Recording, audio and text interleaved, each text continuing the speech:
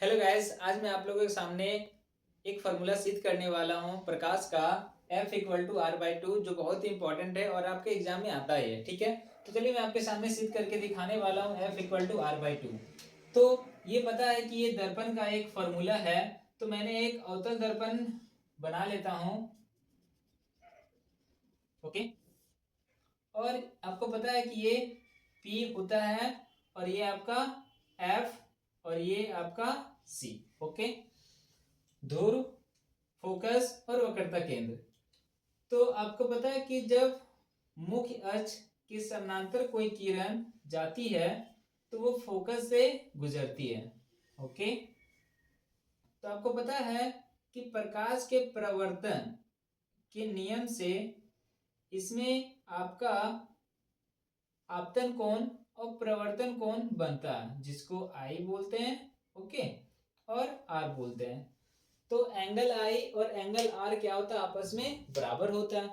ये तो आप जानते ही होंगे कि प्रकाश प्रवर्तन के नियम में अपवर्तन कोण अपप्रवर्तन कोण क्या होता है, बराबर होता है। तो हम वही लिख लेते हैं, प्रकाश के प्रवर्तन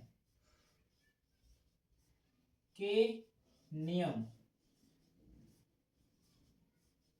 ओके, प्रकाश के प्रवर्तन के नियम से, तो प्रकाश के प्रवर्तन के नियम से इसका नेमिंग कर लेते हैं हम ए। ओके, और इसको एम लिख देते हैं, एम।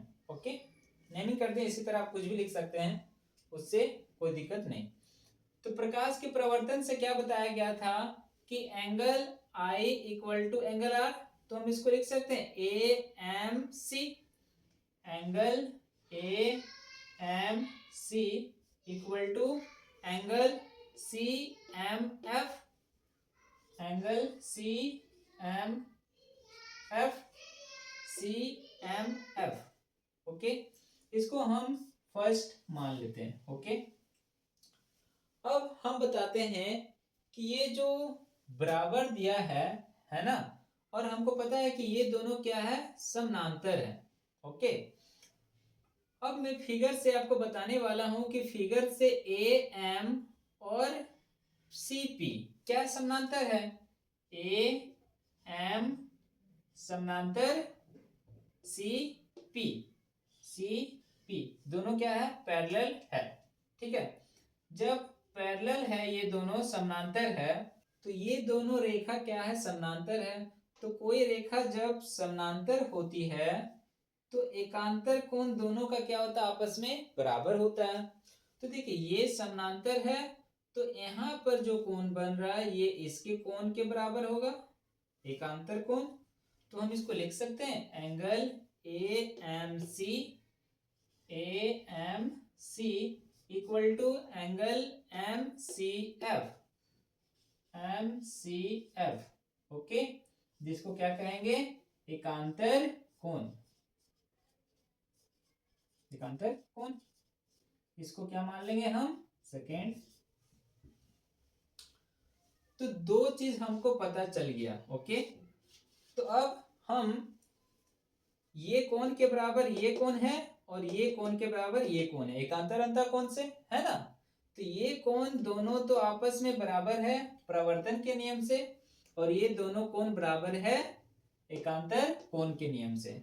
तो जब ये कोण इसके बराबर है और ये कोण इसके बराबर है, तो ये दोनों कोण बराबर होगा या नहीं होगा, एकदम होगा, क्योंकि ये इसके बराबर है और ये इसके बराबर है। जब ये दोनों बराबर ये दोनों बराबर, तो ये दोनों भी बराबर होगा। तो अब हम क्या लिख सकते हैं, ओके, तो फर्स्ट और सेकेंड से हम लिख सकते हैं, फर्स्ट और सेकेंड से। ओके, तो हम लिख सकते हैं ये दोनों बराबर, तो ये दोनों भी बराबर, यानी कि angle C M F, C M F equal to angle M C F, M C F, यानी कि ये वाला एंगल और ये वाला एंगल अब बराबर हो गया। और जब बराबर हो गया वो दोनों कोण, जब ये दोनों कोण बराबर हो गया तो आपको पता है कि बराबर कोण के सामने वाला भुजा भी क्या होता है, बराबर। ओके, तो ये दोनों कोण बराबर है तो इसके सामने वाला भुजा बराबर होगा। ओके, तो हम सी एम एफ ये वाला कोण, तो ये कोण के सामने में कौन भुजा है, सी एफ, तो सी एफ इक्वल टू और ये वाला कोण एम सी एफ ये वाला कोण, तो ये कोण के बराबर में कौन सा भुजा है, ये भुजा है, जिसको क्या लिखेंगे, एम एफ। तो यहाँ आप लिख सकते हैं बराबर कोण के सामने का भुजा। अब सी एफ बराबर एम एफ आ गया, सी एफ बराबर एम एफ आ गया। अब लिखेंगे जब ये एम क्या है आपको पता है, द्वारक जिसको बोलते हैं, अवतल दर्पण का द्वारक। तो अवतल दर्पण का द्वारक जब बहुत छोटा हो जाता है तो ये वाला पॉइंट ऑटोमेटिक यहाँ आ जाता है। ओके, तो अब हम लिखेंगे जब द्वारक बहुत छोटा हो तब क्या होता है, एम इक्वल टू पी हो जाता है। एम जो पॉइंट है वो पी के पास आ जाता है। ओके, इसको मान लेते हैं हम थर्ड।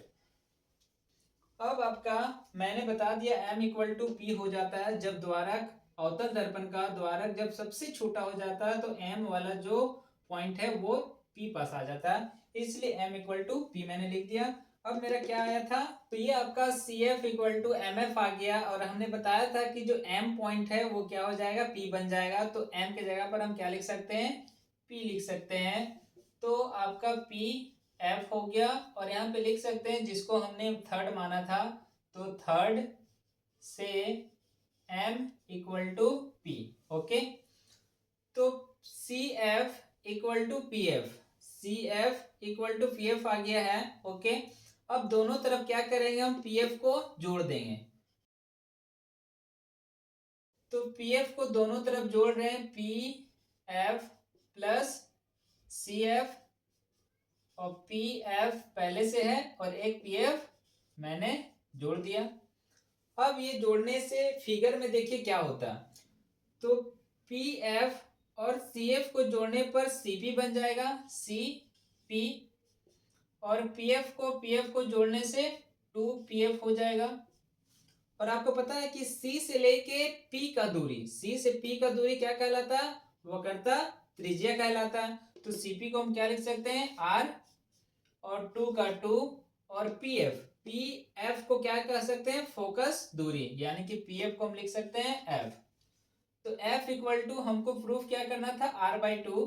तो यहाँ पर 2 का चीज गुना में है तो कहाँ चला जाएगा, भागा में, तो R इक्वल टू 2, और ये आ गया F। ठीक है, तो आपका प्रूफ में क्या आ गया, F इक्वल टू R/2। तो ये देखिए मैंने आपके सामने प्रूफ करके मैंने ला दिया है F इक्वल टू R/2।